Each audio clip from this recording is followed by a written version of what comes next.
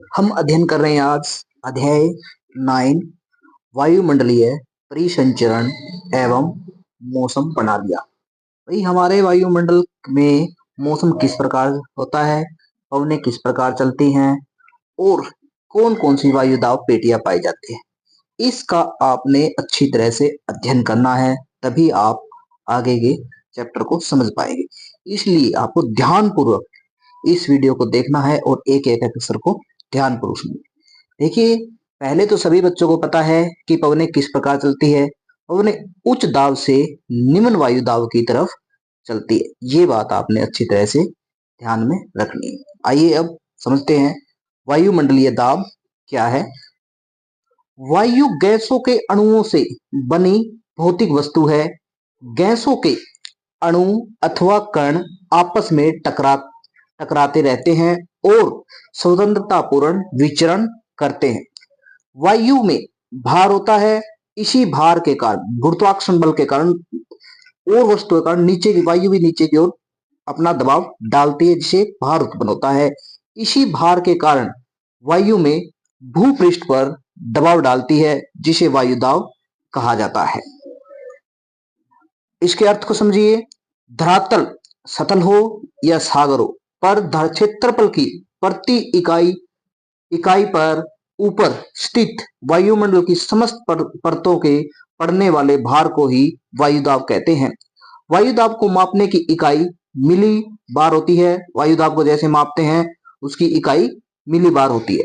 वायुदाब को मापने के लिए निद्रव बैरोमीटर या पारद बैरोमीटर का प्रयोग किया बैरोमीटर का प्रयोग किया या तो निद्रव का प्रयोग किया जाता है या पारद बैरोमीटर का प्रयोग किया जाता है। समुद्र तल पर सामान्यतः वायुमंडलीय दाब 1013.25 मिलीबार होता है। हमारा जो समुद्र तल होता है ना, जो पहाड़ों से जब नीचे समुद्र बिल्कुल समुद्र तल पर वायु दाब कितना होता है?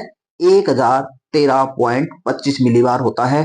फिर जैसे जैसे हम समुद्र तल से ऊपर जाएंगे वायु दाब घटता जाता है।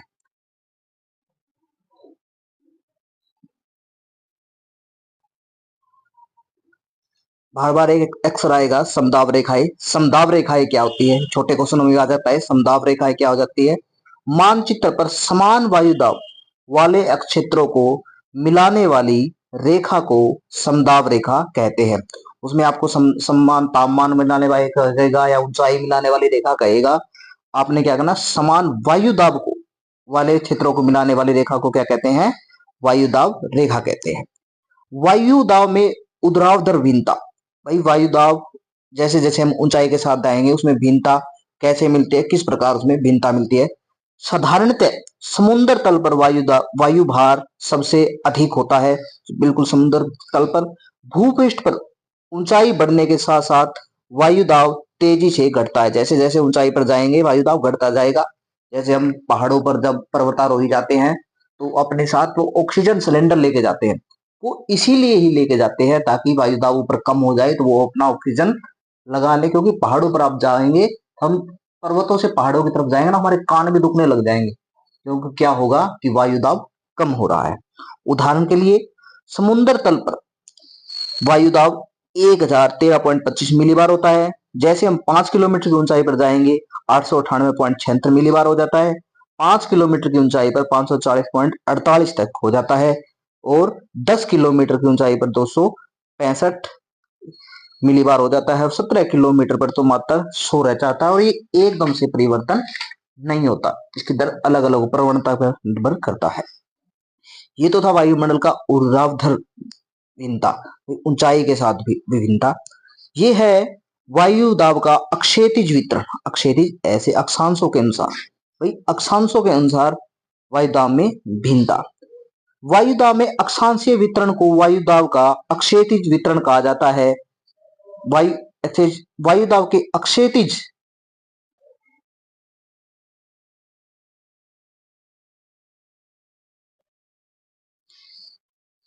भूमध्य निम्न दाब रेखी है, कटिबंध हो गया, इसको दाब पेटी कह सकते हैं आप। ये रही 0 डिग्री से 10 डिग्री के मध्य। आप ये चित्र भी आपने बनाना है।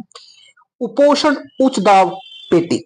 उपोषण यह 30 डिग्री उत्तर तथा 30 डिग्री दक्षिण अक्षांशों के साथ मिलती है, जिन्हें उपोष्ण उच्च वायुदाब अक्षेत्र कहते हैं। ये देखिए 30 डिग्री उत्तर की तरफ और 30 डिग्री दक्षिण की तरफ उपोष्ण उच्च दाब पेटी। उप ध्रुवीय या इसे अधो ध्रुवीय निम्न दाब पेटी भी कहते हैं। देखना निम्न दाब कहाँ है, उच्च दाब क्या है, आपने अच्छी तरह से समझते रहना। यह पेटी ध्रुवों की ओर 60 डिग्री उत्तर, 60 डिग्री उत्तर और 60 डिग्री दक्षिण और 60 डिग्री दक्षिण में पाई जाती है, जिसे अधो ध्रुवीय निम्न दाब पेटियां कहा जाता है। ध्रुवीय उच्च दाब पेटी ध्रुवों के समीप वायुदाब अधिक पाया जाता है और इसे इसे उच्च ध्रुवीय वायुदाब पेटी कहा जाता है। इस चित्र को आपने ध्यानपूर्वक देख लेना है और आपने अपनी कॉपी में भी इसे बनाना है। ये दाब पेटियों का चित्र है, इसको आप अच्छी तरह से याद कर लेना।